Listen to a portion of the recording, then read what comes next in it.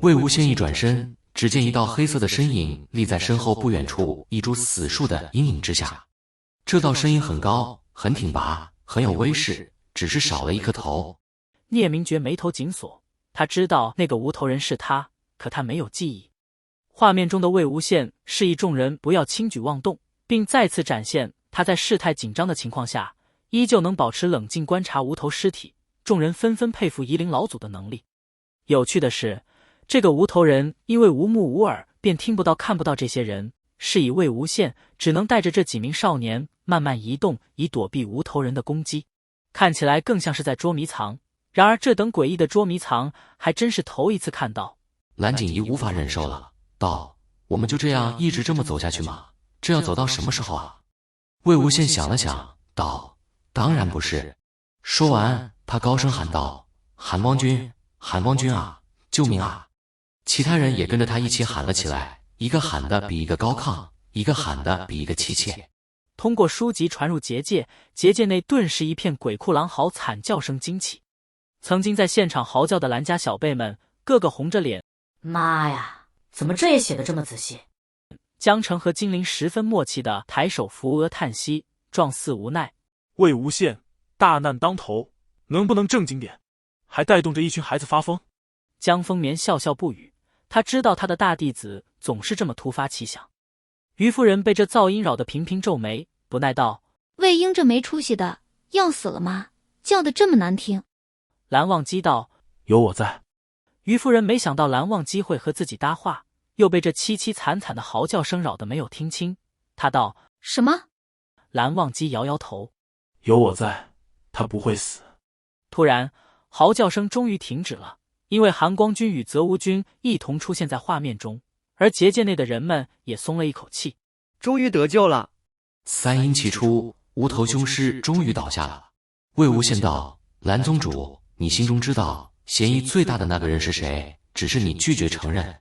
蓝曦臣道：我相信他不是这样的人。金光瑶看着蓝曦臣颇为痛苦的样子，摇摇头，心道：我终究是辜负了你的信任。画面随即来到金陵台的百家清谈会。宴毕，众人三三两两离开斗言厅，一人横冲过来，撕心裂肺地道：三哥。只见喝醉酒的聂怀桑哭得涕泪横流，拉着金光瑶就不撒手了，大有一种三哥你要是不帮我，我就不活了的架势。金光瑶扶着聂怀桑往外走，途中蓝曦臣过去看个究竟，也被喝晕了头的聂怀桑一把拽住。聂明觉火冒三丈，冲着聂怀桑吼道：你就是这么做家主的啊！聂怀桑不设防的被吓得登时一哆嗦，上下牙齿连连打颤。大哥，我当时我也没办法呀。聂明觉看自己弟弟这怂样，火气就不打一处来，抬手就想拍死他。聂怀桑见势不对，做得比想得快，站起身，撒丫子就往蓝曦臣身后冲了过去，蹲在蓝曦臣身后，努力把自己缩到看不见才好。蓝曦臣转身看向聂怀桑，欲言又止，抬头一看，聂明觉正气势汹汹地冲这边来，这才起身温言道：大哥，稍安勿躁。聂怀桑忙说道：是啊，大哥别生气。聂明觉更生气了，手直劈向聂怀桑，恨铁不成钢地对蓝曦臣道：你看看他那副样子是怎么当的家主，这些年肯定没少麻烦你们，这死小子怎么对得起聂家列祖列宗？如此说着，便是抬脚踹向上蹲在地上瑟瑟发抖的聂怀桑。蓝曦臣眼明手快地拦下他，笑道：大哥，书中所讲那都是过去几年的事情了，如今怀桑。他顿了顿，接着道：如今他怕成这样子，还不是因为您那些年的积微深重。说到这，便看了看那低头蹲在地上不敢说话，但一直竖着耳朵听动静的聂怀桑。蓝曦臣莫名觉得滑稽，接着道：大哥坐下来吧，莫要让人家看了笑话。此时结界内的人已经悉数看向了这边，聂明觉也察觉到了，便依言就地而坐。聂怀桑这才敢小心翼翼地挨着蓝曦臣坐了。聂明觉横眼一扫，聂怀桑登时如受惊的兔子一动不动。接着聂明觉看向被蓝曦臣护在身边一直默不作声的金光瑶，他又恨铁不成钢地对蓝曦臣道：你看看你一个两个的都护着些什么人？蓝曦臣闻言一默，苦笑道：大哥。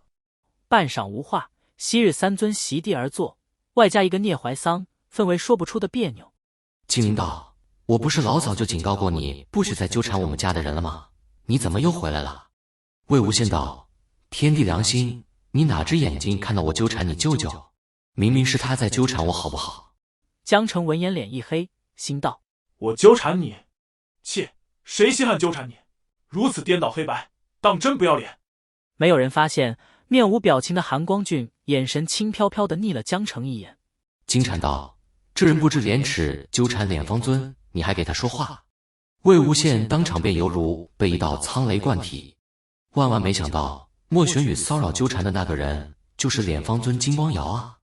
没有人发现，这回面无表情的韩光俊眼神轻飘飘地睨了金光瑶一眼。金陵双拳难敌四手，隐隐有节节败退之象。魏无羡忽然出手扳倒护着他的金陵、金蝉等人，一时都怔住了。众位看故事的人都傻了，金陵这么护着他，他倒好，居然毫不犹豫把护着自己的人给掀翻了。金陵气得大叫，魏无羡却道：“会了吗？”众人这才明白，江澄不屑地哼了一声。那7、8个少年落败而逃，金陵则在他们身后放声狂笑。魏无羡道：“这么高兴，第一次打赢？”金陵道：“呸！单打独斗我从来都赢的，但是这个金蝉每次都找一大堆人来帮手，忒不要脸。”魏无羡刚想说你也可以找一大堆人来帮，可转念一想，金陵好几次外出都是一个人，没有同龄的家族子弟跟随，恐怕根本没有可帮手的人选，又收住了。江燕离夫妇心中难免愧疚，如果两人能一直在金陵身边的话，情况也许就会不同，但事实并不如人愿，无父无母的仙门望族子弟免不得备受歧视。金陵黯然无声，他确实从来都是一个人，儿时没有同龄玩伴，待大些成为家主，在金陵台更是没有可以交心的人。但现在他侧过头看向不远处的蓝思追、蓝景怡、欧阳子珍，还有那些曾在一城共患难的世家子弟，他笑了，而不远处的他们也对金陵释出笑意。现在他也有了可以一起夜猎的伙伴，有一起打打闹闹的朋友。江燕离看着金陵，顺着金陵的目光看向那几名世家子弟，这才放下心来。原本搭在金陵肩上的手不自觉地捏了捏。金陵对着自己的父母亲说：“我现在很好。”魏无羡道：“怎么样，要不要跟我多学几招？”金陵看他一眼，忍不住道：“你这人怎么这样？我小叔叔从来都是劝我，你居然还怂恿我。”魏无羡道：“劝你不要打架，别听他的。我跟你说，等你今后长大了，你会发现想打的人更多，但是更要勉强自己和他们好好相处，所以趁你还小，想打什么人就打个痛快吧。你这个年纪不跟人轰轰烈烈打上几场，你这辈子就是不完整。”还真被他说对了。金陵当上家主以后，对这句话可说得上是有了切身体会。每自己有了什么决策时，家族中一些与自己不对付的老家伙们都会百般阻拦，每怒从心来，想打又打不得，只能憋着火，勉强与他们维持表面上的和平。每次那个时候，他总会想起魏无羡曾说的这句话，并后悔当初为什么没有趁着年纪小就把他们打一顿。魏无羡的教导总是这般实在。金子轩切了一声：“这么说还挺有道理的。”蓝景怡点点头，似乎是非常认同。蓝启仁心道：“简直胡闹！”魏无羡痛快地道：“看来是瞒不住你了。没错，我已经移情别恋了。”众人听着直发笑。移情别恋这等事很光荣吗？你为什么这般得意？江澄则是听得眼角直抽搐，尤其是听到魏无羡似真似假的声称自己已经离不开韩光俊，不想再要韩光俊以外的任何人的时候，简直想一掌把他拍穿入地。这等不要脸的话也敢对着自己的外甥说出来，你究竟还有没有羞耻心？而蓝忘机亦如画面中一样的波澜不惊，没想到魏无羡的这般表白被当事人听了去，竟可以继续若无其事地与蓝忘机谈笑风生。众人不得不感叹，不愧是活了2世的人，脸皮的厚度就是不一样。深夜，魏无羡翻出一叠白纸和一把剪刀，3两下剪出一张纸片人。众人是第一次看到剪纸化身术，能将自己的灵魂直接附在纸片上随意行动，只觉得夷陵老祖果然厉害，奇思妙想，信手拈来。蓝忘机任由这张纸片人在他的抹额上扭了半天，伸出一手要取下他。蓝氏小辈们都不知不觉地红了脸。蓝曦臣再次见识到自家胞弟对魏无羡的包容，那温柔的神情连他都没见过。江城只觉一阵恶寒，鸡皮疙瘩直直竖起。众人的视线随着纸片人一阵游走，跌跌撞撞，有惊无险地到了目的地——金光瑶的寝室芳菲殿。纸片人看到了桌上的一只玛瑙纸阵，纸阵下压着一封信。他扑扑袖子落到桌边，想看看这封信里究竟放了什么东西。